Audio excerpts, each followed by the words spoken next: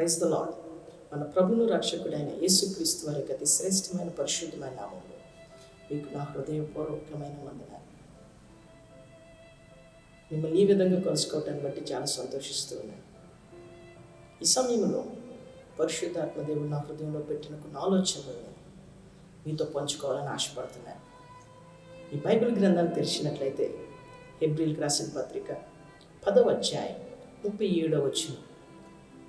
అక్కడ పరిశుద్ధాత్మ దేవుడు చాలా స్పష్టంగా భవిష్యత్ విషయం చాలా స్పష్టంగా రాయించి ఉంచారు. అక్కడ పరిశుద్ధాత్మ దేవుడు మీకు నాకు తెలియజేస్తున్న విషయం ఏంటంటే, చూడండి, నేను చదువుతాను. ఇక కాలము బహు కొంచెంగా ఉన్నది, వచ్చుచున్నవాడు ఆలస్యం చేయక వచ్చును. పరిశుద్ధాత్మ దేవుడు మీకు నాకు చాలా తేటగా తెలియజేస్తున్న మాట ఏంటంటే, ఇక కాలము బహు కొంచెంగా ఉన్నది. ఇప్పుడు టైం అంట మనకి ఎవరికి ఎక్కువ లేదంట. ఏదో సాధించడానికో ఏదో సంపాదించుకోవటానికి ఏదేదో చేసేద్దాం అనడానికి బైబిల్ చాలా స్పష్టంగా మీకు నాకు తెలియజేస్తున్న మాట ఏంటంటే, టైం లేదు. మనకి టైం బహు కొద్దిగా ఉంది, చాలా కొద్దిగా ఉంది. ఎందుకు కొద్దిగా ఉంది? ఎందుకంటే క్రైస్తవుల నిరీక్షణ, ఆ నిరీక్షణ ఏంటంటే మా రక్షకుడైన యేసు రాబోతున్నాడని. అక్కడ రాయబడింది మనకు టైం లేదు. ఎందుకంటేనట వస్తానన్నవాడు ఆలస్యం చేయకుండా వస్తున్నాడట.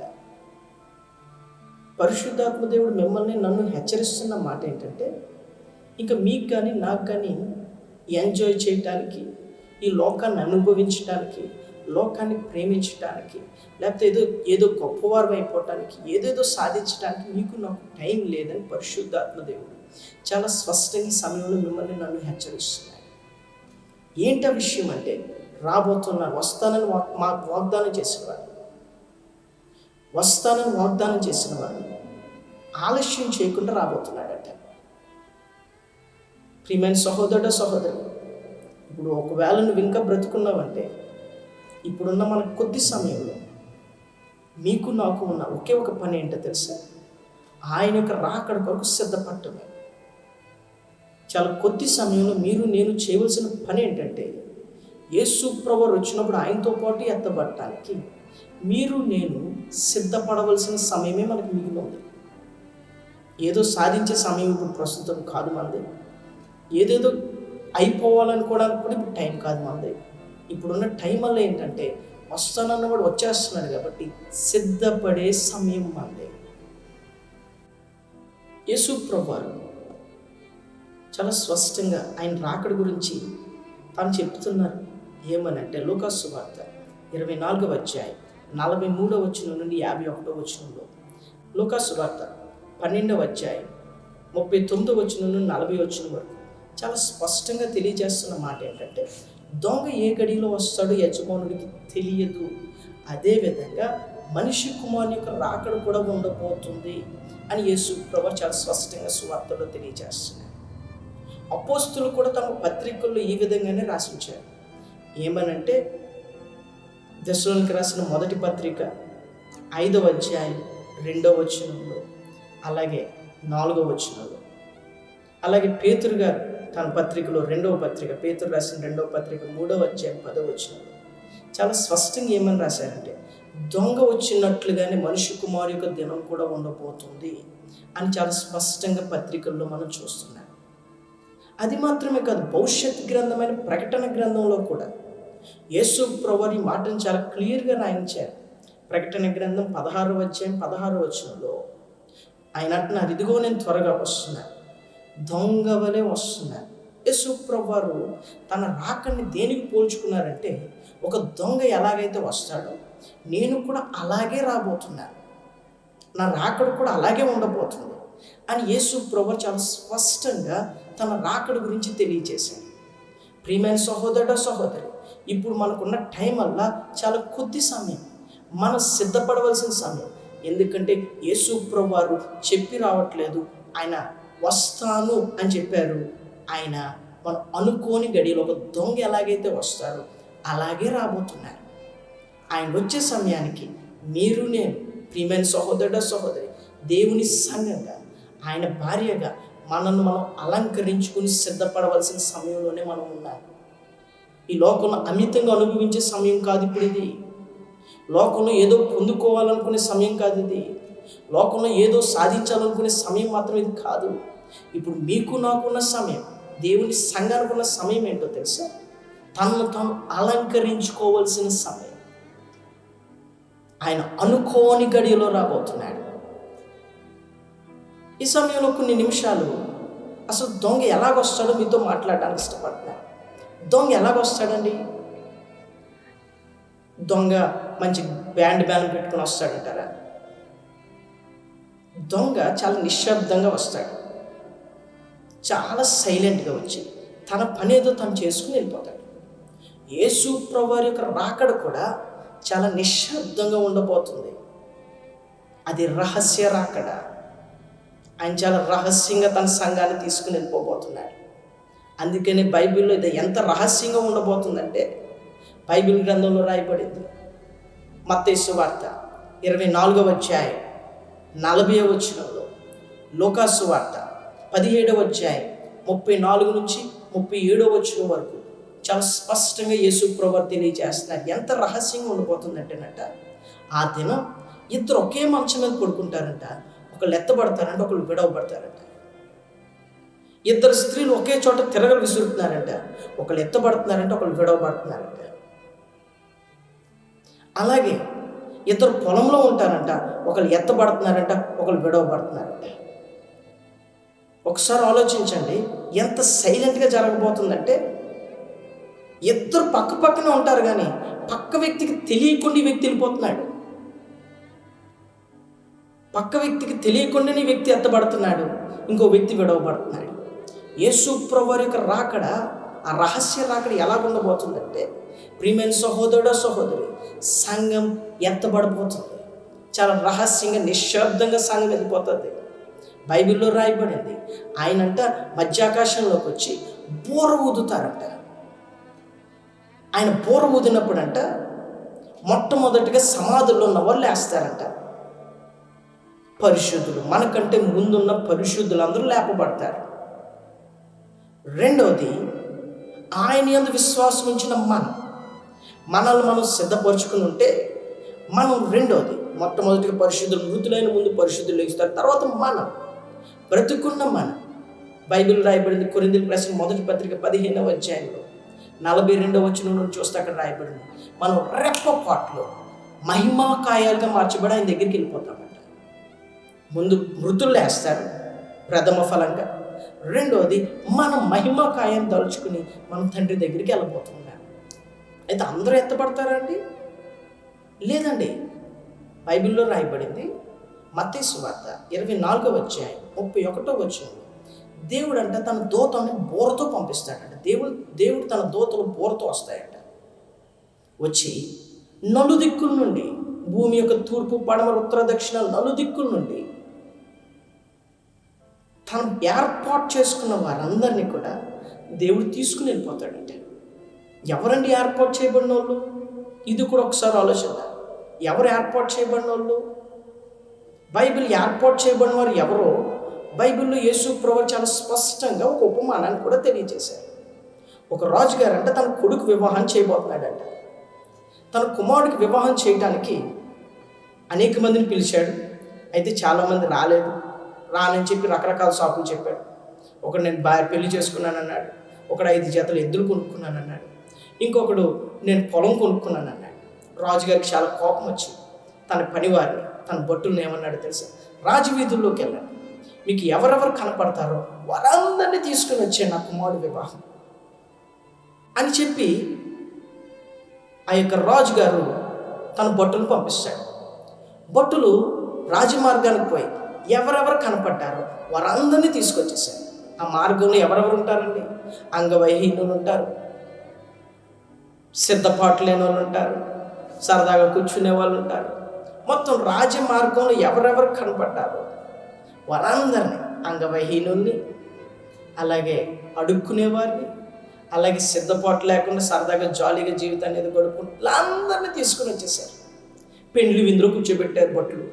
ఇప్పుడు కొంతసేపట్లో రాజుగారి యొక్క కొడుకు వివాహం జరగబోతుంది. రాజుగారు ఆ యొక్క వివాహాన్ని చూడడానికి లోపలికి వచ్చినప్పుడు వీళ్ళందరూ కూడా పెళ్ళంటే ఎలాగుండాలి, అందులో రాజుగారు కొడుకు పెళ్ళంటే ఎలాగుండాలి, ఎంత ఆర్భాటంగా ఉండాలి, ఎంత అతిథులు ఎంత అందంగా కూర్చోవాలి అక్కడ. చూడండి, మనమే ఆలోచించండి, పెళ్ళంటే ఎలా పడతా అలాగ వెళ్తామా? పెళ్ళికి ఎంత సిద్ధపడతా, ఎంత మనల్ని మనం అలంకరించుకుంటా. అక్కడ వాళ్ళు ఎవరు అలంకరించుకున్నట్లు లేరు.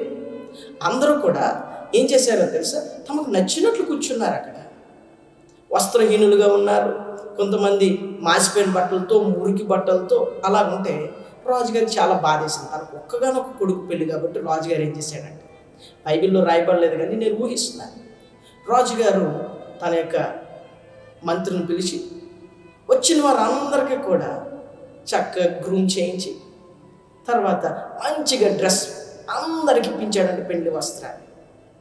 వచ్చిన వాళ్ళందరికీ పెండ్లి వస్త్రం, అక్కడ కూర్చున్న వాళ్ళందరికీ పెండ్లి వస్త్రం ఇచ్చారు. అందరికీ చక్కగా దువ్వి గ్రూమ్ చేసి అందరినీ రెడీ చేశారు పెళ్ళికి. ఇంకొక కొన్ని నిమిషాల్లో పెళ్లి స్టార్ట్ అవుతుంది అనగా రాజుగారు మరొకసారి వచ్చాడంటే చూడటానికి లోపలికి వస్తే అక్కడ రాయబడింది, ఒక్కడంట పెండ్లి వస్త్రం లేకుండా ఉన్నాడంట.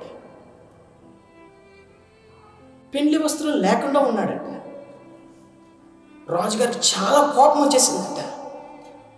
అతను పిలిపించి, స్నేహితుడా, నువ్వు పెండ్లి వస్త్రం లేకుండా ఇక్కడికి ఎలాగొచ్చావు ఇక్కడికి పెండ్లి వస్త్రం లేకుండా అని రాజుగారు అడిగితే ఆడు మౌనంగా ఉన్నాడంట. రాజుగారు కోపం పట్టలేకపోయాడంట. ఎందుకు రాజుగారికి అంత కోపం వచ్చిందో తెలుసు? రాజుగారు వస్త్రాన్ని ఇచ్చాడు కానీ వాడు వేసుకోలేదు. ఆ వస్త్రాన్ని పక్కన పెట్టేసి వాడు ఎలా ఉండాలనుకుంటున్నాడో అలాగే ఉన్నాడు. అందుకని రాజుగారికి కోపం వచ్చింది. సాధారణంగా రాజుగారికి ఎందుకు కోపం రావాలి? ఇచ్చాడు కాబట్టి వేసుకోలేదు. ఇచ్చాడు కానీ వాడు వేసుకోకపోయేటప్పటికి రాజుగారికి చాలా కోపం వచ్చింది. తన బంటులను పిలిచి అన్నాడు, సైనికులను పిలిచి, వీని చీకట్లోకి పడేయండి అన్నాడు. అక్కడ రాయబడింది, పిలువబడిన వారు అనేకులు కానీ ఏర్పాటు చేయబడిన వారు కొద్ది మందే. ఎవరు ఏర్పాటు చేయబడిన వాళ్ళంటే ఎవరైతే తమను తాము సిద్ధపరుచుకున్నారో వారే ఏర్పాటు చేయబడిన వాళ్ళు. ఆ రాజు ఎవరో కాదు, పరమ తండ్రి తన కుమారుడైన యేసు ప్రభువు వివాహానికి మనం తీసుకెళ్ళబోతున్నాడు. మనందరికీ కూడా క్రీస్తుని వస్త్రాన్ని ఇచ్చాడు. మనందరికీ గలతీయులకు రాసిన పత్రిక 3:26 చెప్తుంది, క్రీస్తులోనికి బాప్తిస్మం పొందిన మనందరం కూడా క్రీస్తుని ధరించేసుకుంటున్నాం. ఆ రక్షణ వస్త్రం ధరించుకుంటున్నాం. ఆ రక్షణ వస్త్రాన్ని ధరించుకున్న మనం ఆ రక్షణ వస్త్రాన్ని కాపాడుకోవలసిన వారమై ఉన్నా, ఆ రక్షణ వస్త్రాన్ని ఉతుక్కోవలసిన వారమై ఉన్నా, ఆ రక్షణ వస్త్రాన్ని పోగొట్టుకోకూడదు. ఎవరైతే ఆ రక్షణ వస్త్రాన్ని కాపాడుకుంటారో, ఆ రక్షణ వస్త్రాన్ని ఎప్పటికప్పుడు ఉతుక్కుంటుంటారో, ఎప్పటికప్పుడు దేవుడితో సమాధాన పడుతూ ఉంటారో, ఎవరైతే తమను తమ పెండ్లి విందు కొరకు సిద్ధపరచుకుంటుంటారో వారే ఏర్పరచబడిన వారు. నువ్వు బాప్తిసం పొందినంత మాత్రాన్ని నువ్వు పరలోకం వెళ్ళవు. నీకు ఇచ్చిన రక్షణ వస్త్రాన్ని కాపాడుకుంటే నువ్వు ఏర్పాటు చేయబడిన వ్యక్తివి. దేవదూతలు వచ్చి ఏర్పాటు చేయబడిన వ్యక్తులనే తీసుకెళ్తాయి, పిలువబడిన వాళ్ళు కాదు. యేసు ప్రభువు రక్షణ విని వచ్చి ఉంటావు యేసయ్య దగ్గరికి. కానీ ఒక్క విషయం, ఆ రక్షణ వస్త్రాన్ని కాపాడుకుంటున్నావా? నువ్వు కాపాడుకుంటేనే ఏర్పాటు చేయబడిన వ్యక్తి. అయితే ఏర్పాటు చేయబడిన వ్యక్తులను అంటే తీసుకుని వెళ్తారంటే సిద్ధపడిన వారు, ఎవరైతే తమ వస్త్రాన్ని కాపాడుకుంటారు. అయితే ఎలాగ తీసుకెళ్తారంట? అక్కడ రాయబడింది, దేవుని బోరతో దేవదూతలు రాబోతున్నాయి. దేవదూతలు వచ్చి బోర శబ్దం చేస్తాయంట, ఒక బోరధ్వని చేస్తాయంట. ఆ బోరధ్వని ఎవరికైతే వినపడుతుందో వారు మాత్రమే రెప్పపాట్లు ఏమవుతారో తెలుసా? మహిమా కాయాలుగా మార్చబడతారు. ఆ బోరధ్వని విన్నప్పుడే, ఆ బోరధ్వని నీకు వినబడాలి అంటే, యేసు ప్రభువు యొక్క రహస్య రాకడలో నువ్వు ఎత్తబడాలంటే, యేసు ప్రభువు యొక్క రహస్య రాకడలో ఎత్తబడే గుంపులో నువ్వు చేర్చబడాలంటే నువ్వు ఒకటి నేర్చుకోవాలి. అదేంటంటే నీకు వినగలిగే చెవి ఉండాలి. ఏం వినగలిగే చెవి? ఆ బోరాధ్వని వినగలడానికి నీ చెవులు తెరవబడి ఉండాలి. ఎవరి చెవులైతే తెరవబడతాయో, ఎవరి చెవులైతే ఆ యొక్క శబ్దానికి అలవాటు పడతాయో, ఎవరి చెవులైతే ఆ యజమానుని స్వరం వినగానే ఆయన వెంబడించడానికి సిద్ధపడతాయో వారే ఎత్తపడతారు, అందరూ ఎత్తపడరు. బైబిల్లో చాలా స్పష్టంగా రాయబడింది. యోహాను సువార్త 10వ అధ్యాయం మీరు చదివితే చాలా స్పష్టంగా రాయబడింది ఏంటంటే, యేసుప్రభువు నేను గొర్రెల కొరకు మంచి కాపరిని, నా గొర్రెలు నా స్వరం వింటాయి. విని ఏం చేస్తాయంట? ఆయన వెంబడిస్తాయంట. నువ్వు ఆయన స్వరం వినకుండా ఆయన వెంబడించలేవు. ఆయన వెంబడించాలంటే, ఆయన ఉన్న దగ్గరికి నువ్వు వెళ్ళాలి అంటే ఏం చేయాలో తెలుసా? ముందు నీ చెవులు తెరవబడాలి. ఈ దినాన్ని చాలామంది క్రైస్తవులు చర్చికి వస్తున్నారు, వాక్యం వింటున్నారు, సంఘంలో చాలా అమూల్యమైన పాత్రలు పోషిస్తున్నారు. వాయిద్యాలు వాయించేవారుగా, సౌండ్ ఆపరేట్ చేసేవారుగా, సంఘంలో డీకెన్స్గా, రకరకాలుగా మంచి పొజిషన్లో ఉన్నారు. కానీ ఒకటి నేను సూటిగా ఒక ప్రశ్న అడుగుతాను. నువ్వు డీకెంట్గా ఉన్నా, ఇన్స్ట్రుమెంట్స్ వాయించినా, ప్రసంగించినా, హెచ్చరించినా, సండే స్కూల్ నడిపినా, నువ్వు ఏది చేసినా నువ్వు ఎత్తపడవు. నీకు వినగలిగే చెవి ఉండాలి. నువ్వు ఎత్తబడాలి అంటే నీకు వినగలిగే చెవి ఉందా లేదో చూసుకో. అందుకని ప్రకటన గ్రంథంలో చాలా స్పష్టంగా 7 సంఘాలతో దేవుడు మాట్లాడుతున్నప్పుడు ప్రతి సంఘంతో ఈ మాటను హెచ్చరించాడు. ఏమని హెచ్చరించాడంటే, ఆత్మ చెప్పే మాటలు చెవి గలవాడే వినుగాక. అందరూ వినరు. పరిశుద్ధాత్మ దేవుని యొక్క స్వరం నువ్వు వినగలిగే అనుభవంలోకి నువ్వు వెళ్ళాలి. ఈ దినాన్ని చాలామంది దేవుడు స్వరం వినలేని దౌర్భాగ్యులుగా మిగిలిపోయారు క్రైస్తవ సమాజంలో. దేవుడు స్వరం వినలేని క్రైస్తవులు ఎంతోమంది సంఘం ఉండిపోయారు. యేసు ప్రభువు వస్తున్నాడు. ఇప్పుడు నీకు నాకున్న సమయం చాలా కొద్ది సమయమే.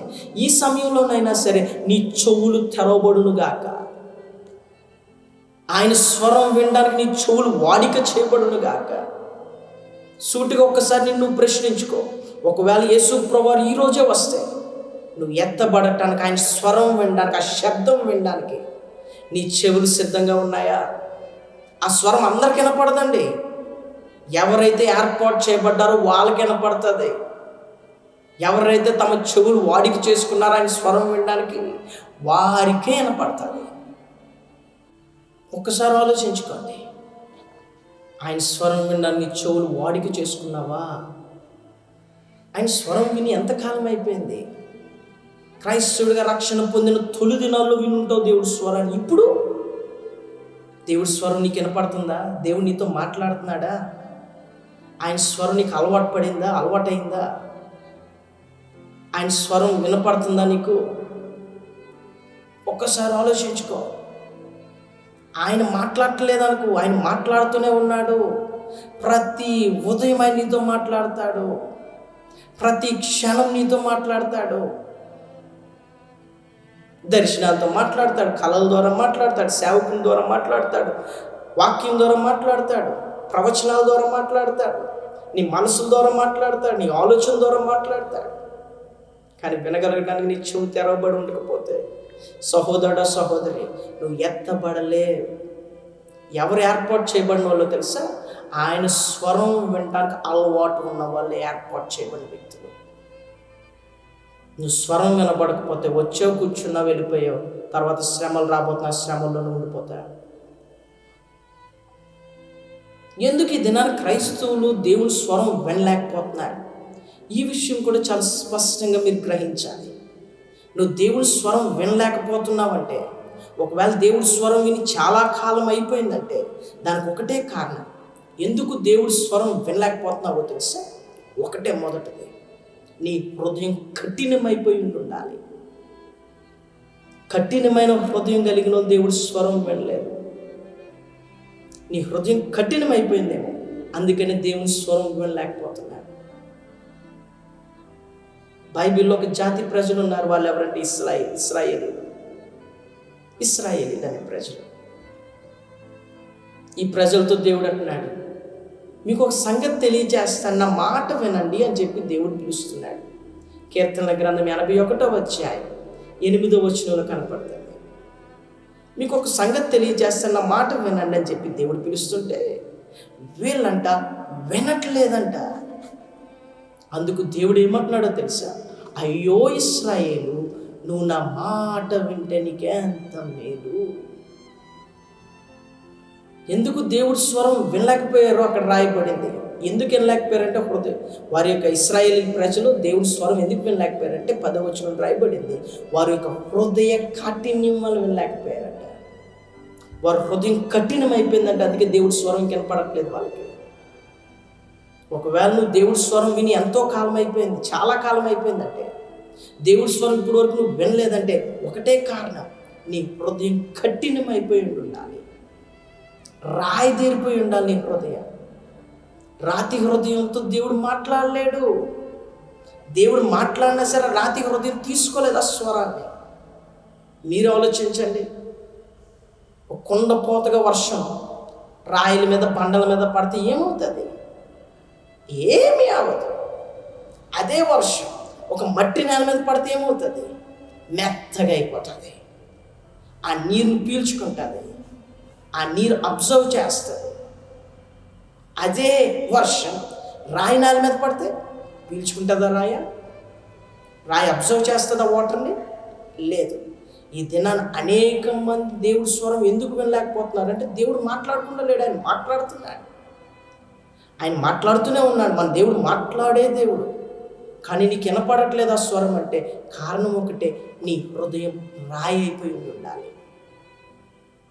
రాతి హృదయం దేవుడి స్వరం వినలేదు. సహోదరుడు సహోదరు, నీ హృదయం రాయి అయిపోయిందా? ఈ రాతి హృదయం ఉందో లేదో ఒక్కసారి ఆలోచించు. ఈ రాతి హృదయం కలిగిన వాళ్ళకి ఎలాగుంటుందో తెలుసా? ఎవరి హృదయం అయితే రాయి దేరిపోతుందో, రాయిలాగా అయిపోతుందో, వారు ఎలాగుంటారో తెలుసా అండి?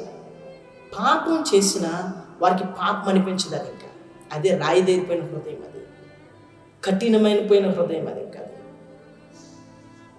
పాపం చేస్తారు, వీళ్ళకి పాపం అనిపించదు. వ్యభిచారం చేస్తారు, వ్యభిచారం అనిపించదు. సంఘంలోకి వచ్చి మిగతా కార్యక్రమాలు చేసేస్తుంటారు. అక్రమ సంబంధాల్లో జీవిస్తుంటారు. దేవుడి పని అంటూ దేవుడి పని కొనసాగిస్తుంటారు. వీళ్ళకి ప్రార్థన ఉండదు. ప్రార్థన చేయలేదే, అయ్యో నేను తప్పు చేశాను అనుకోవడానికి వెళ్ళాం. ప్రార్థన లేకపోయినా దేవుడి దగ్గరికి వచ్చి దేవుడి బలలో పాల్పొందేస్తుంటారు. ఇదే కఠినమైపోయిన హృదయం. వీళ్ళకి పాపం ఏంటో తెలియదు. ఇంకా నేను పాపంలో ఉన్నానే, నేను పాపం చేశానే, నేను తప్పు చేస్తున్నానే, నేను వ్యభిచారం అక్రమ సంబంధాల్లో ఉన్నానే, నేను తాగుబోతున్న అయిపోయానే, నేను ఒక తిరుగుబోతున్న అయిపోయానే, వీళ్ళకి తెలియదు ఇంకా. ఎందుకంటే కఠినమైపోయింది హృదయం. అదే మెత్తన హృదయం అయితే ఎలాగుంటుందో తెలుసా? చెప్తాను, దీనికి కూడా వినండి.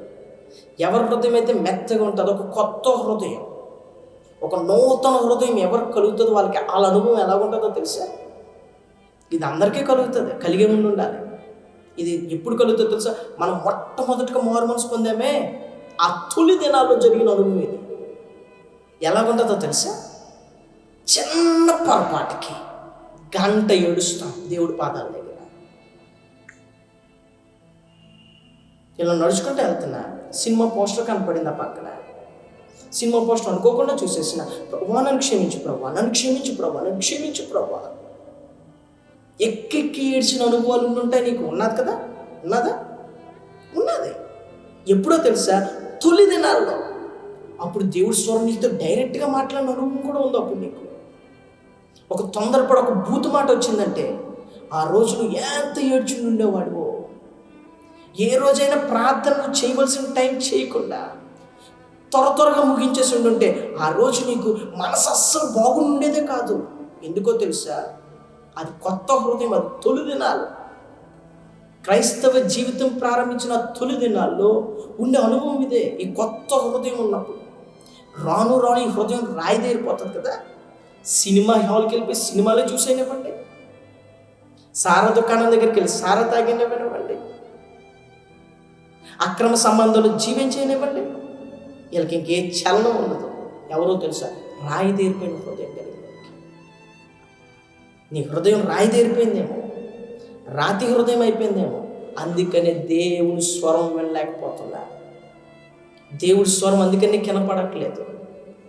దేవుడు మాట్లాడుతూ ఉన్న చర్చికి వస్తున్నా సరే నీకు వర్తమానం ఎక్కట్లేదు. దేవుడు మందిరానికి వెళ్ళి కూర్చుంటున్నావు తప్ప నీకు ఏదో కూర్చుంటున్నావు, ఏదో మొక్కుబడి ఆచారం అయిపోయింది. నీకు భక్తి ఆచారం అయిపోయింది, వాడికి అయిపోయింది. ఏదో మొక్కుబడికి ఆదివారంగా దేవుడి సన్నిధిలో కూర్చోవాలి. ఎందుకు అలాగైపోయింది సహోదరుడు? ఎందుకని అలాగైపోయింది? నీ హృదయం రాయిదేరిపోయిందా నీ హృదయం? అయితే దేవుడి స్వరం వినలేవు. నువ్వు దేవుడి స్వరం వినకుండా ఎత్తబడే గుంపులోకి చేరలేవు. దేవుని దూర శబ్దం నువ్వు వినాలి అంటే ముందు నీ రాతి హృదయం పగలాలి. నీ రాతి హృదయం తీసివేయబడి ఒక కొత్త హృదయం కలిగితేనే దేవుడి స్వరం వినటం ప్రారంభిస్తావు. దేవుడు నీతో మాట్లాడే అనుభవంలోకి వెళ్ళిపోతావు మళ్ళీ. అందుకనే దేవుడి స్వరం వినలేకపోతున్నావు. అందుకనే బైబిల్ చెప్తుంది ఏమనంటే, యేసు ప్రభువారు అంటున్నారు సామెతల గ్రంథం 23వ అధ్యాయం 26వ వచనంలో, నా కుమారుడా నీ హృదయం నాకు ఇవ్వి. ఎందుకు దేవుడు నా కుమారుడా నీ హృదయం నాకు ఇవ్వి అని అడుగుతున్నాడు అంటే, మనంతట మనమైతే మారలేం. మనంతట మన స్వభావం మారదు. మన స్వభావం మారాలి అంటే మనంతట మనమైతే మారలేమండి. మన హృదయం మార్చుకోలేము. అందుకని దేవుడు అన్న నా కుమారుడా నీ హృదయం నాకు నేనేం చేస్తానో తెలుసా? యెహెజ్కేలు గ్రంథం 36వ అధ్యాయం 26వ వచనంలో దేవుడు అంటున్నాడు, నేను ఒక నూతన హృదయాన్ని ఇచ్చేస్తాను, ఒక నూతన స్వభావాన్ని ఇచ్చేస్తాను. నీ పాత హృదయం, ఆ రాతి హృదయం తీసేసి ఒక కొత్త హృదయం, రక్త మాంసములు కలిగిన గుండె నీకు ఇస్తాను. ఎప్పుడైతే రక్త మాంసం కొత్త హృదయం కలుగుతుందో మనకి దేవుడు స్వరం వినటం ప్రారంభిస్తారు. మనం రక్షణ పొందిన తొలి దినాల అనుభవం మళ్ళీ మన జీవితంలో ప్రారంభించబడుతుంది. ఎప్పుడైతే అనుభవంలోకి వెళ్తామో దేవుడి స్వరం డైరెక్ట్గా వినటం ప్రారంభిస్తాడు. దేవుడు నీతో చాలా స్పష్టంగా మాట్లాడేస్తాడు. ఆ అనుభవంలోకి వెళ్ళాలి అంటే ప్రియమైన సహోదరుడు సహోదరి, నువ్వు నీ హృదయాన్ని దేవుడి చేతిలో పెట్టి ఇప్పుడే నీ హృదయాన్ని దేవుడి చేతిలో పెడితే దేవుడు ఒక కొత్త హృదయాన్ని ఇస్తాడు. నీ చెవులు తెరవబడతాయి, దేవుడి స్వరం వినటం ప్రారంభిస్తావు. నీ చెవులు దేవుడి స్వరానికి అలవాటు అవుతుంది. ఆయనకు రహస్య రాకడలో ఆ బోరా శబ్దం నువ్వు వినగానే రెప్పపాట్లో నువ్వు మహిమాదయం దాచుకుని ఆయన దగ్గరికి వెళ్ళిపోతా. దేవునికి స్తోత్ర, హల్లెలూయా. రెండోది, దొంగకండి ఫలానా సమయం వస్తాడనడానికి ఉండదండి. దొంగ నిశ్శబ్దంగా రావటమే కాదు, రెండోది ఫలానా సమయంలో వస్తాడు, ఫలానా టైంలోనే దొంగతనం చేస్తాడన్న దొంగకి టైం ఉండదు. ఏమంటే దొంగతనం చేయడానికి టైం అవసరమా? పట్టపగలే ఇల్లు దోచేస్తున్నారు. పట్టపగలే వాళ్ళకి ఈ టైం ఆ టైం అని ఉండదు.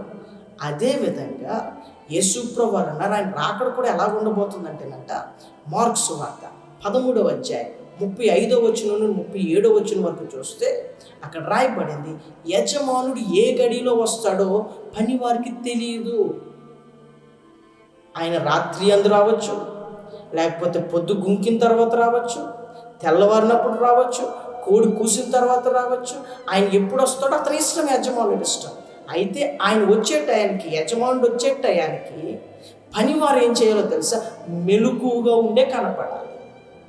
బైబిల్లో రాయబడింది, యేసు ప్రభువారు కూడా ఈ టైం వస్తాను ఆ టైం వస్తానని చెప్పలేదు. నేను దొంగ వలె వస్తాను, ఈ గడి ఆ గడి అని లేదు. అయితే ఒకటి మాత్రం వాస్తవం, ఆయన వచ్చేటప్పటికి మీరు నేను మెలకువగా ఉండటం నేర్చుకోవాలి. మనం మెలకువగా ఉన్నామా? అయితే ఒకటి, నువ్వు ఎత్తబడిన వ్యక్తివే. నువ్వు మెలకువగా ఉంటేనే. ఎవరైనా ఒకవేళ యేసు ప్రభువారు ఫలానా రోజు వస్తాడంటే నమ్మకండి. ఆయన ఎప్పుడు వస్తాడనేది ఈ ప్రపంచంలో ఎవరికీ తెలియదు. 32వ వచనంలో రాయబడింది, తండ్రికి తప్ప దూతలకే కానీ మనుష్య కుమారుడికి కూడా తెలియదంట సమయం. తండ్రికి ఒక్కడికే తెలుసు. ఏ క్షణాన్ని తండ్రి కుమారుడు వెళ్ళి నీ వధువుని సంఘాన్ని తీసుకుని వచ్చి అంటాడో ఆ క్షణాన్ని యేసు ప్రభువారు భూమి మీదకి వస్తారు, మధ్యాకాశంలోకి వస్తారు, దూతలు వచ్చి పోగేసుకు తీసుకెళ్ళిపోతాయి అంతే. ఒకవేళ ఎవరైనా యేసు ప్రభువారు ఫలానా రోజు వస్తాడు, ఈ రోజు వస్తాడని చెప్తే మీరు అసలు నమ్మకూడదు. ఆయన ఏ క్షణాన్ని వస్తాడో తెలియదు. కానీ మనం మాత్రం ఎలాగ ఉండాలని రాయబడిందంటే 32వ వచనం, జాగ్రత్తగా ఉండండి. తప్పుడు బోధలు చాలా వచ్చేస్తున్నాయి, తప్పుడు సిద్ధాంతాలు వచ్చేస్తున్నాయి, దుర్బోధలు వచ్చేస్తున్నాయి. యేసు ప్రభువు ఈ రోజు వస్తాడు, ఆ రోజు వస్తాడని ప్రవచించేవారు కూడా ఎక్కువైపోయారు. అయితే ఒకటి, మీరు మాత్రం జాగ్రత్తగా ఉండండి. జాగ్రత్తగా ఉండి ఏం చేయాలి అక్కడ రాయబడింది తెలుసా? 33వ వచనంలో, మెలకువగా ఉండి ప్రార్థన చేసుకోండి. ప్రియమైన సహోదరుడు సహోదరి, యేసు ప్రభువు వచ్చే ఆ సమయానికి నువ్వు ఎత్తబడాలి అంటే నువ్వు చేయవలసిన పని ఏంటో తెలుసా? నువ్వు మెలకువగా ఉండటం నేర్చుకోవాలి. ఏంటి మెలకువగా ఉండటం? మెలకువగా ఉండటం అంటే రాత్రి పడుకోకుండా అలా కళ్ళు అప్పగించి చూడటమా అండి? లేదు లేదు లేదు, అది అసలు కానే కాదు. మెలకువగా ఉండటం అంటే బైబిల్ చాలా తేటగా చెప్తుంది, ప్రార్థన చేయుటయందు మెలకువగా ఉండాలి. ఎందులో మెలకువ అంటే ప్రార్థన చేయుట్లో. యేసు ప్రభువు మెలకువ గురించి మాట్లాడిన ప్రతిసారి ప్రార్థననే ఉద్దేశించారు. అందుకని యేసు ప్రభువు తన శిష్యులతో చెప్తున్నప్పుడు ఏమంటారో తెలుసా? మత్తయి సువార్త 26:41 వచనంలో, మీరు శోధనలో ప్రవేశింపకుండానట్లు మెలకువగా ఉండి ప్రార్థన చేయండి. అది మాత్రమే కాదు, లూకా సువార్త 21:36 వచనంలో కూడా రాయబడింది, జరగబోయే వీటన్నిటిని తప్పించుకుని మనిషి కుమారుని ఎదుట నిలవబడటానికి శక్తి గలవారగినట్లు మీరెప్పుడు ఏం చేయాలో తెలుసా? ఎల్లప్పుడూ మెలకువగా ఉండి ప్రార్థనే చేయండి. ప్రార్థన చేయుటయందే మెలకువగా ఉండండి. ఈ దినాన్ని సహోదరుడు సహోదరి, క్రైస్తవ సంఘాల్లో భక్తి ఆచారం అయిపోయింది. భక్తి ఆచారం అయిపోయింది. కానీ నేనంటాను, ప్రార్థన చేయటమే భక్తి. అది అసలైన భక్తి. భక్తి అంటే ఏమనుకుంటున్నారండి? చర్చికి రావటం భక్తి అనుకుంటున్నారా?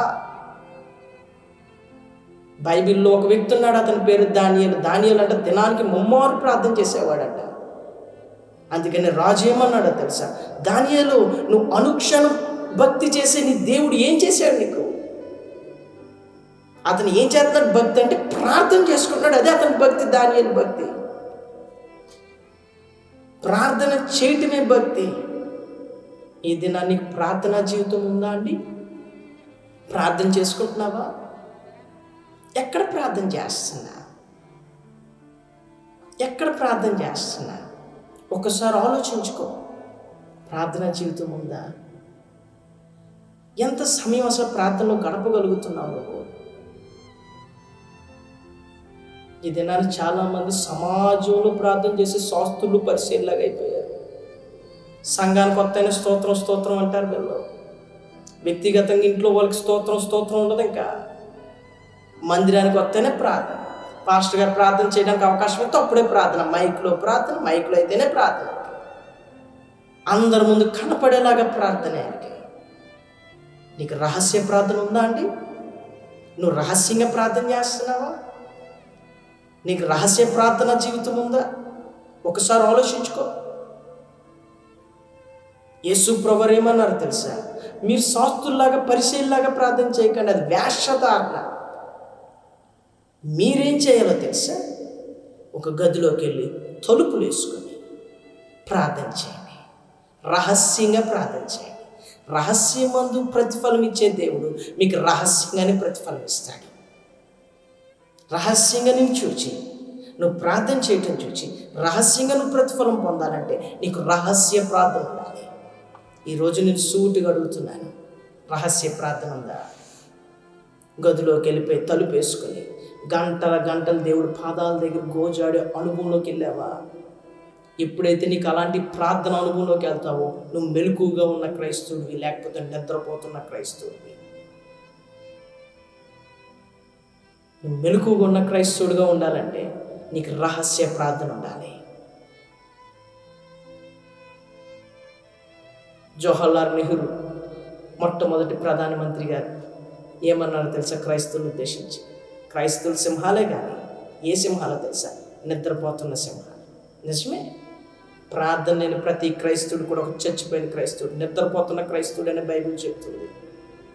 బైబిల్ ఏం చెప్తుందో తెలుసా? నిద్రపోతున్నామని చెప్తుంది. దెస్సలోనికి రాసిన మొదటి పత్రిక 5వ అధ్యాయం మీరు 4వ వచనం నుండి 7వ వచనం వరకు చదివితే అక్కడ చాలా స్పష్టంగా రాయబడిన మాట ఏంటో తెలుసా? మీరు రాత్రి సంబంధులు కారు, మీరు వెలుగు సంబంధులు. మనం చీకట్లో ఉన్నవారం కాదు, మనం వెలుగు సంబంధులం. మనం నిద్రపోకూడదు. అక్కడ చాలా స్పష్టంగా మీరు నిద్రపోకూడదు, మెలకుగా ఉండండి, మత్తులుగా ఉండకండి. ఈ దినాన్ని క్రైస్తవులు మత్తులైపోయారు. మత్తు అంటే తాగేసిన మత్తు కాదండి. దేవుని సేవకులు ఎంత గద్దించినా వీళ్ళకి ఇంకా తెలియట్లేదు. జరుగుతున్న పరిస్థితులను బట్టి, ఇప్పుడు ప్రస్తుత పరిస్థితులను బట్టి ఇవన్నీ చూసినప్పుడైనా సరే వీళ్ళకి మెలకు కలగట్లేదు. అయ్యో, ఇలాంటి వైరస్ ఇంతకు ముందు ఎప్పుడూ లేదే, యుద్ధ సమాచారాలు వింటున్నామే, కరువు కాటకాల్లో ప్రజలు ఉన్నారే, ఆర్థికంగా దేశ పరిస్థితి చితుకుపోయింది కదా, ఉద్యోగాలు ఉన్న వారికి ఉద్యోగాలు పోయాయి, ఇంత కరువు కాటకాలు, తెగులు, మరణాల సంఖ్య వింటున్నా. న్యూస్ ఛానల్ ఆన్ చేస్తే ఈరోజు ఎంతమంది చచ్చిపోయారు, మరణాల వార్త.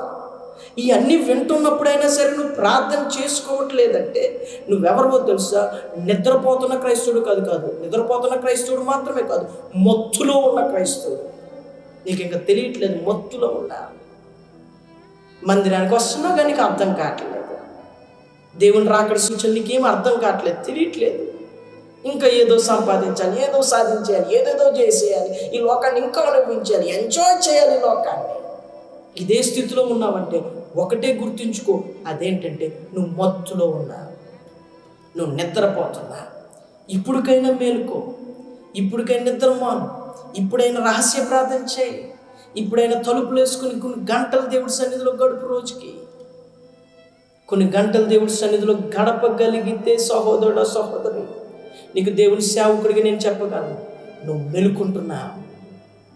యేసు ప్రభువారు వచ్చినప్పుడు మేలుకుని ఉన్న క్రైస్తవుని తీసుకెళ్ళి వెళ్తాడు, నిద్రపోతున్న క్రైస్తవులు కాదు. వాళ్ళకి తెలియదు. ఇంకా యేసు ప్రభువారు వస్తాడు, సంఘాన్ని తీసుకెళ్ళిపోతాడు. ఇంకా మత్తులో ఉన్నారు కదా, ఇంకెళ్ళకి అర్థం కాదు. ఎందులో కూడా మెలుకు ఉండాలంటే ఇంకెంతసేపు,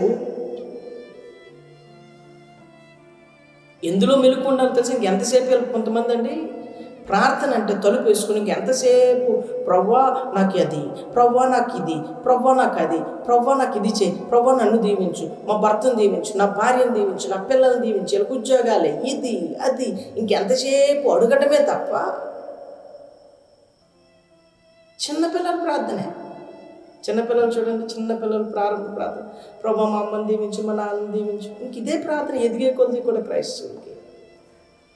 నువ్వు క్రైస్తవంలో సీనియారిటీ వచ్చింది కానీ ప్రార్థనలో మెచ్యూరిటీ రాలేదు.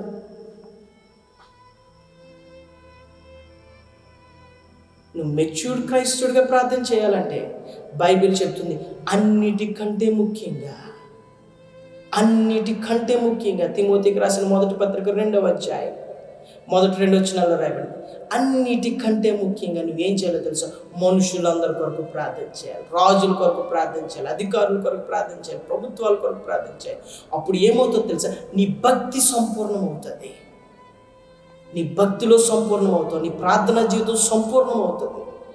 నీ ప్రార్థనా జీవితం సంపూర్ణం అవ్వాలంటే ఇతరుల కొరకు ప్రార్థన చేయడం నేర్చుకోవాలి. అందుకని ఎఫెసీయులకు రాసిన పత్రిక 6వ అధ్యాయం 18వ వచనంలో రాయబడింది. ఏమని రాయబడిందో తెలుసా? ఆత్మ వల్ల ప్రతి సమయంలో ప్రార్థన చేయొచ్చు. ఏం చేయాలంటే విజ్ఞాపన చేయాలంట. పరిశుద్ధులందరి కొరకు విజ్ఞాపన చేయటందు మెలకువగా ఉండుడి అని అపోస్తలుడైన పౌలు గారు హెచ్చరిస్తున్నారు. ఎందులో మెలకువ? ఇతరుల కొరకు ప్రార్థన చేయాలి. తలుపేసుకుని నీ కొరకు ప్రార్థన చేయడం కాదు. ప్రభువా నా భర్త ఇంకా సంపూర్ణంగా లేడు. ప్రార్థన చేసావా నీ భర్త కోసం? నీ భర్త మారలేదని మాత్రం అంటావు. ప్రార్థన చేసావా అతని కోసం? నీ పిల్లల కొరకు ప్రార్థన చేసావా? చర్చికి వస్తున్నారా నీ పిల్లలు? నీ భార్య రక్షణ పొందిందా? నీ భర్త రక్షణ పొందాడా? నీ ఇరుగు పొరుగు రక్షణ పొందారా? నీ రక్త సంబంధులు రక్షణ పొందారా? నీ తల్లిదండ్రులు రక్షణ పొందారా?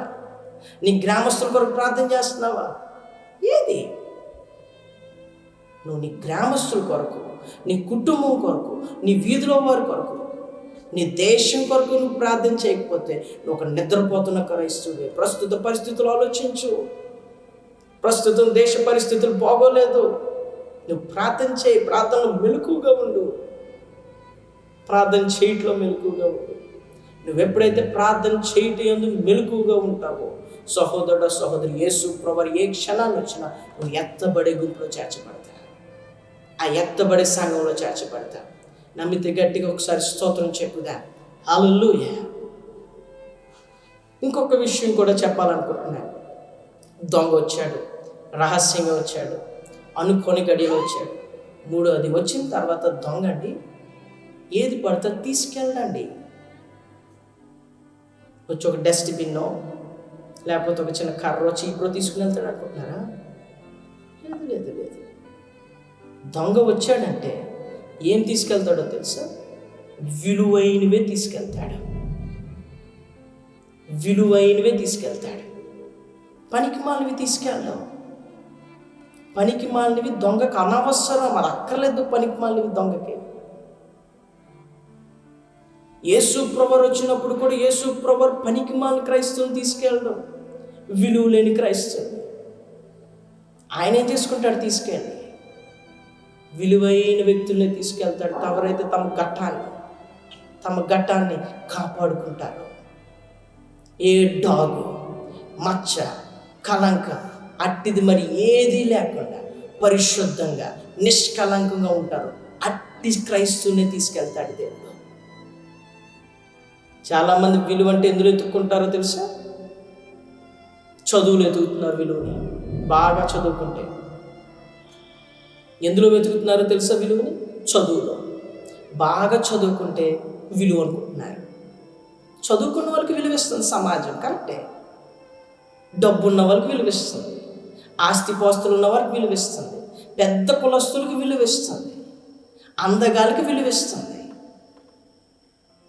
ఒంటి నిండా బంగారం వేసుకుంటే విలువిస్తుంది సమాజం, లోకం. Branded phone, branded car, branded బట్టలు వేసుకుంటే సమాజంలోనికి విలువ వస్తుంది. కానీ దేవుడికి మాత్రం అది విలువగా కనపడదంట. లూకాసు వార్త 16:15 చివరి మాట రాయబడింది. మనుషులకి ఏదైతే విలువగా కనపడుతుందో దేవుడి దృష్టికి అసహ్యమంట. దేవుడు అసహ్యించుకుంటాడంట. మరి దేవుడికి విలువైంది ఏంటి? దేవుడి దృష్టికి విలువగా కనపడేది ఏంటి? బైబిల్లో రాయబడింది. పేతురు రాసిన మొదటి పత్రిక 3వ అధ్యాయం 4వ వచనంలో రాయబడింది. ఏమనంటే, సాధువైనట్టు మృదువైనట్టు అక్షయ అలంకారం మీ అంతరంగ పురుషుడికి ఉండాలి. మీ అంతరంగ పురుషుడికి ఒక అలంకరణ. ఎవరైతే అలాంటి అలంకారం చేసుకుంటారో అక్కడ రాయబడింది, దేవుని దృష్టికి మిగులు విలువైంది. ఏది పడితే అది విలువైంది కాదు. ఎలాగ పడితే అలా ఉంటే విలువగా కనపడ. పైకి వేసుకున్న అలంకరణ దేవుడి దృష్టికి విలువైంది కాదు. నీ చదువు దేవుడి దృష్టికి విలువైంది కాదు. నీ కులం దేవుడి దృష్టికి విలువైంది కాదు. నీ మతం దేవుడి దృష్టికి విలువైంది కాదు. నువ్వు సంఘంలో ఉన్న నీకున్న హోదాలు విలువైనవి కాదు దేవుడి దృష్టిలో. సంఘంలో నీకు ఒక హోదా ఉండొచ్చు. సంఘ పెద్దవనో, పాస్టర్వనో, లేకపోతే ఇవాంజలిస్ట్వనో, లేకపోతే ఇన్స్ట్రుమెంట్స్ వాయిస్తావనో, సౌండ్ ఆపరేట్ చేస్తావనో, ఏదైనా నీకు ఒక హోదా ఉండొచ్చు. ఆ హోదా దేవుడి దృష్టిలో విలువైంది కాదు. అది దేవుడి దృష్టికి విలువైంది కాదు. మరి దేవుని దృష్టికి ఏంటి విలువైందంటే, నీ అంతరంగంలో పరిశుద్ధత, నీ అంతరంగంలో అలంకరణ. నీ అంతరంగంలో ఎవరైతే అలాంటి అలంకరణ కలిగి ఉంటారో, ఎవరైతే అంతరంగంలో పరిశుద్ధత కలిగి ఉంటారో, సహోదరుడా సహోదరు, నీకే చెప్తున్నాను, నువ్వు దేవుడి దృష్టికి విలువైన వ్యక్తిగా మార్చబడతావు. నువ్వు విలువైన వ్యక్తి అయితే దేవుడు తీసుకుని వెళ్తాడు నిన్ను. బైబిల్లో యేసు ప్రభువు కాలంలో కొంతమంది ఉన్నారు. వాళ్ళు ఎవరో తెలుసా? శాస్త్రులు, పరిసయ్యులు. వాళ్ళని చూసి దేవుడు ఏమన్నాడు తెలుసా? అయ్యో అయ్యో శాస్త్రులారా, అయ్యో పరిసయ్యులారా, అయ్యో అయ్యో అయ్యో.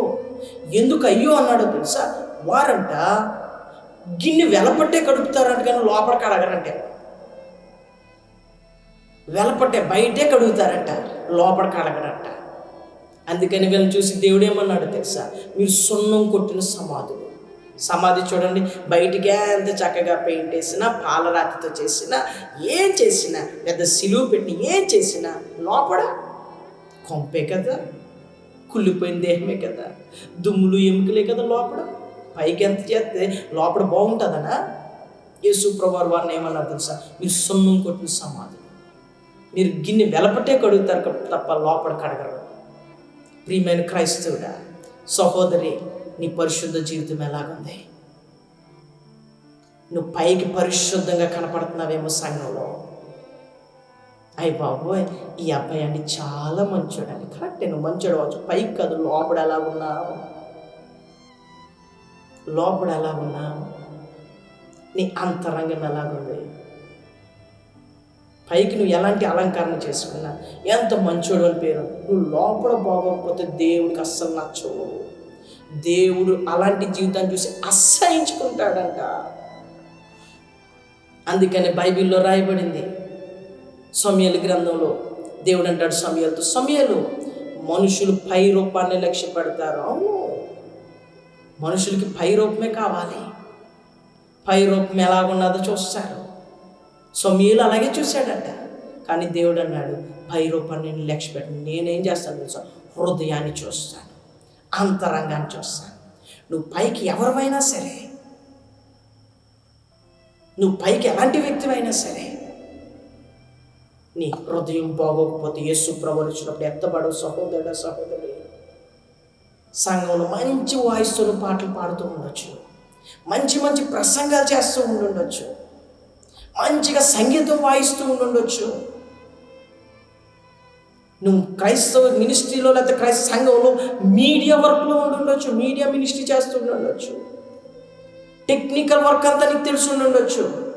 కానీ నీ అంతరంగం బాగోకపోతే, నీ అంతరంగం బాగోకపోతే నువ్వు ఒక పరిచయుడివే. దేవుడు అంటాడు, అయ్యో అయ్యో. ఎందుకు దేవుడు అయ్యో అంటున్నాడంటే, వాళ్ళ ఉపయోగం లేదు వాళ్ళ భక్తికి. సహోదరుడా, సహోదరి, దేవుని దృష్టికి నువ్వు విలువైన వ్యక్తులుగా ఉండాలంటే అంతరంగంలో పరిశుద్ధత. కొంతమంది అండి అంతరంగంలో ఎంతో ఎంతో కొంతమంది అండి బయట ఎంతో ఎంతో పరిశుద్ధంగా ఉంటారు, ఎంతో తగ్గించేసుకుంటారు, కానీ లోపల మాత్రం గర్వం అలాగే ఉంటుంది.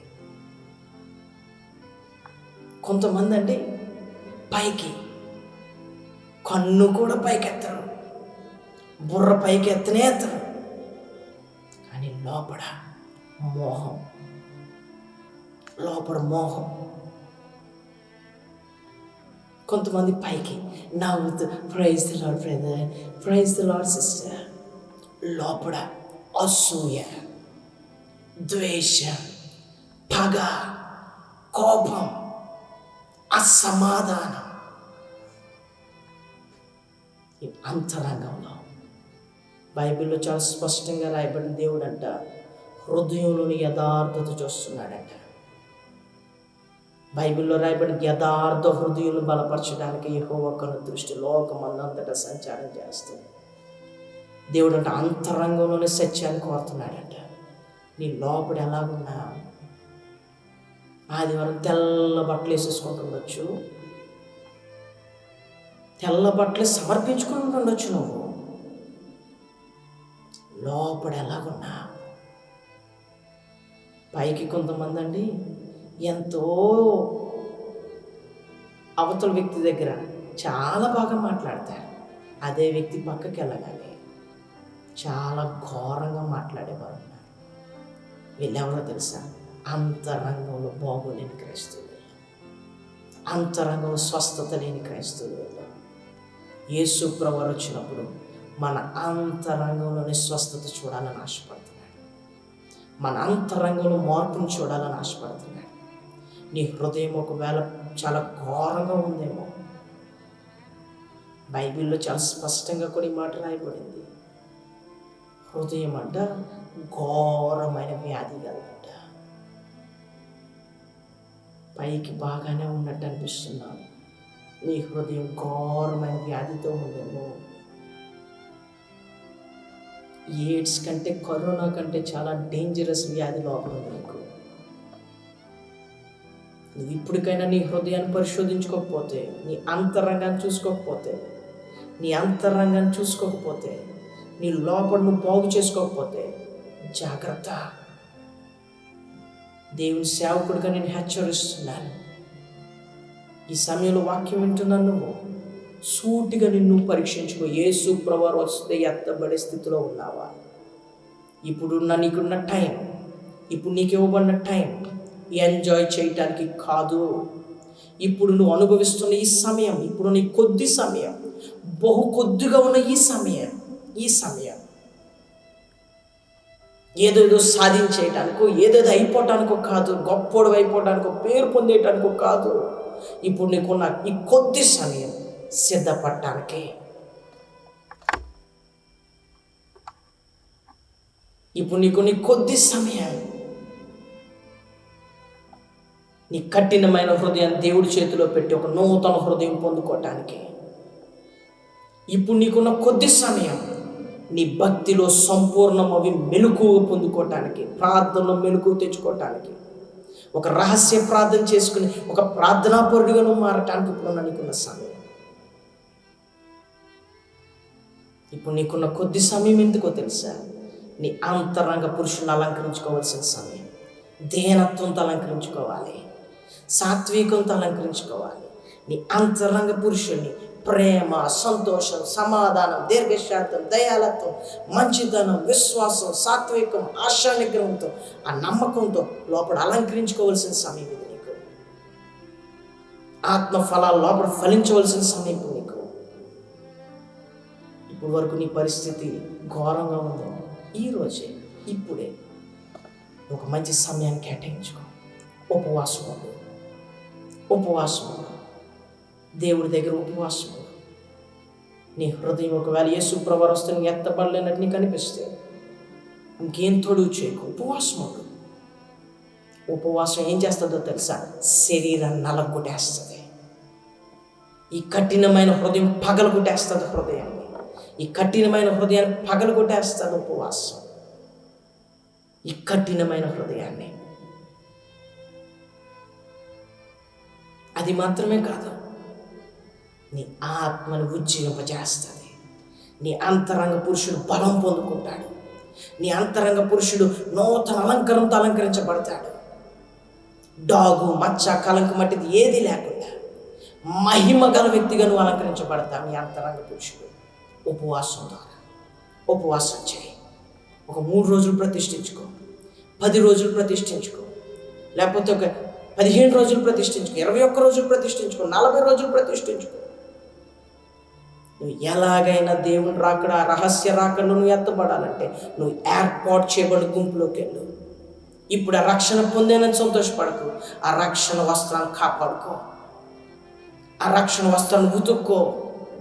మలినమైపోయిన రక్షణ వస్త్రాన్ని ఉతుక్కో. ఇప్పుడు ఒక మంచి నిర్ణయం తీసుకో. నీకోసం ఇప్పుడే నేను ప్రార్థన చేయబోతున్నాను. ఎక్కడున్నా సరే అలాగే కళ్ళు మూసుకో. నాతో పాటు ప్రార్థన ఏకీపించు.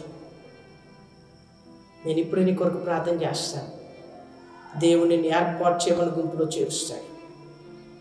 నువ్వు ఏర్పాటు చేయబడిన గుంపులోకి వెళ్తా. పరమ తండ్రి యేసు ప్రభువా, పరిశుద్ధాత్మదేవ, ఈ సమయంలో వాక్యం విన్న ప్రతి సహోదరిని ఇప్పుడే ముట్టమని అడుగుతున్నాను. ఎవరైతే వాక్యాన్ని హృదయపూర్వకంగా విన్నారో, ఎవరైతే హృదయపూర్వకంగా వాక్యాన్ని అంగీకరించారో, ఎవరైతే వాక్యాన్ని బట్టి తమను తాము సరి చేసుకోవడానికి ఒక మంచి తీర్మానం చేసుకున్నారో, పరిశుద్ధాత్మ దేవుడా, ఇప్పుడే వారిని ఏర్పాటు చేయబడిన గుంపులోకి చేర్చమని అడుగుతున్నాను. ఎవరు విడవబడిన గుంపులో ఉండకూడదు. కేవలం పిలవబడిన వాటితో సరిపెట్టబడకూడదు. ప్రభువా, ఏర్పాటు చేయబడిన గుంపులోకి మీరు చేర్చబడడానికి సహాయం చేయండి. ఆ గుంపులోకి వెళ్ళడానికి, ఆ ఏర్పాటు చేయబడిన గుంపులోకి వెళ్ళడానికి, ఇప్పుడే తమ వస్త్రాలను కాపాడుకోవటానికి, ఆ మలినమైపోయిన వస్త్రాలను ఉతుక్కోవడానికి ఎవరైతే తీర్మానం చేసుకున్నారో, ఇప్పుడే యేసు నామములో ఇప్పుడే వారిని తాకమని అడుగుతున్నారు. యేసు నామములో ఇప్పుడే వినగలిగే చెవి కలుగును గాక. యేసు నామములో కఠిన హృదయం పగలగొట్టబడును గాక. ఒక నూతన హృదయం వీరికి కలుగును గాక. యేసు నామములో ప్రభువా, ఇప్పుడే వీరిని దర్శించమని అడుగుతున్నారు. ప్రభువాని కొందనాలు తండ్రి. ప్రభువా, ఇప్పుడే వీరిని ఇప్పుడే సహాయం చేయండి. ప్రార్థనాత్మతో నింపండి. ప్రార్థన చేసేవారుగా చేయండి, ప్రార్థనలో గోజాడేవారుగా చేయండి, కన్నీటి ప్రార్థన చేసేవారుగా చేయండి, విజ్ఞాపన ప్రార్థన చేసేవారుగా చేయండి, భక్తిలో సంపూర్ణం అవడానికి సహాయం చేయండి. మొత్తులుగా కానీ నిద్రలో కానీ ఎవరు ఉండకూడదు ప్రభువా. వీరందరూ కూడా యేసు నామములో ఇప్పుడే వీరిని ముట్టమని అడుగుతున్నాను. అలాగే తండ్రి, యేసు నామములో బయట విలువ సంపాదించుకోవటం కాదు, అంతరంగంలో పరిశుద్ధత అనే విలువను సంపాదించుకోవడానికి సహాయం చేయండి. అంతరంగంలో అలంకరించబడడానికి సహాయం చేయండి. అంతరంగ పురుషుడు దినదినం వృద్ధి చెందడానికి సహాయం చేయండి. అంతరంగ పురుషుడు దినదినం నూతన బలం పొందుకోవడానికి సహాయం చేయండి. ఇప్పుడే కార్యం చేయమని అడుగుతున్నాను. ఇప్పుడే కార్యం చేయమని అడుగుతున్నాను. నీ దాసుడు ఇప్పుడే నేను శుభం పలుకుతున్నాను ప్రభువా. ఎవరైతే ఉపవాసం ఉండటానికి, ఎవరైతే అలాంటి తీర్మానం చేసుకున్నారో యేసునామములో పరిశుద్ధాత్ముడా ఈ ఉపవాస ప్రార్థనలో వారికి సహాయం చేయండి. ఒక నూతన వ్యక్తులుగా వీరు మార్చబడాలి.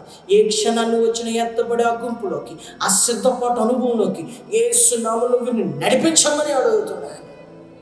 Thank you Father, thank you Jesus, thank you Holy Spirit. ఇప్పుడు వీరిని మీ చేతుల్లోకి సమర్పిస్తున్నాను. యేసు నామములో అడుగుచున్నాను తండ్రి, ఆమేన్. దేవుడు మిమ్మల్ని బహుగా దీవించును గాక. ఆమేన్. Praise the lord.